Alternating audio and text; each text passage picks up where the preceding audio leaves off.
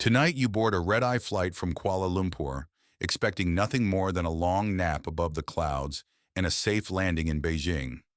But what happened next has never been explained. Your plane, Malaysia Airlines Flight MH370, vanishes without a trace. 239 souls on board, one of the most sophisticated aircraft ever built. And yet, in the middle of a calm night over the South China Sea, everything simply stops making sense. You are one of those passengers. Or maybe you are the family member left behind, staring at the arrivals board as minutes stretch into hours and days.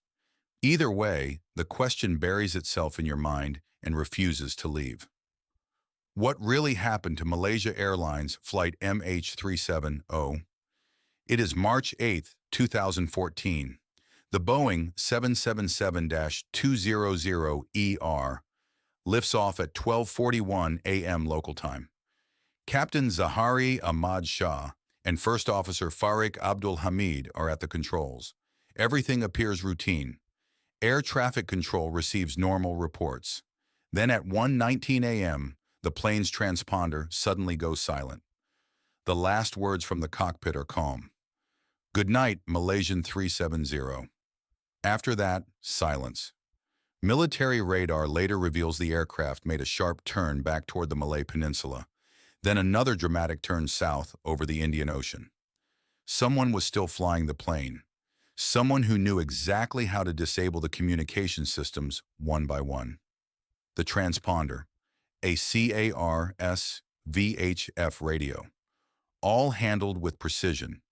You sit in your seat, perhaps reading or dozing under dim cabin lights, completely unaware that the world outside has become a void of darkness and uncertainty. The other passengers shift in their seats. No one senses the change. Search efforts begin almost immediately. Ships, planes, and satellites from a dozen nations scour the ocean. For weeks, the headlines scream with hope. Then hope fades. In 2015, confirmed debris, including a flaperon, washes up on Réunion Island, more pieces on distant beaches in Africa. But the main wreckage is never located. The black boxes remain silent at the bottom of the remote ocean. You cannot help but imagine the final moments inside the cabin. Lights still on, passengers stirring, oxygen masks dropping, or a slow glide into the sea. Investigators from Australian and Malaysian teams spend years analyzing scenarios: pilot suicide, mechanical failure, hijacking, fire, hypoxia, cyber attack. Every theory hits the same wall: deliberate disabling and 7 hours of autopilot flight shown by satellite data. In 2018, the official report concludes the plane was deliberately diverted, but no answers on who or why. Your mind returns to the cockpit. Captain Zahari had a home simulator with deleted data of practice southern routes. Coincidence or rehearsal? The first officer's phone connected to towers longer than expected. Families in Beijing endure agony, confusion, anger. Vigils and protests fill the days. Satellite company Inmarsat's data reveals the seventh arc. Vast ocean area with difficult terrain. You visualize the descent, engines flaming out one by one. What thoughts in those final hours?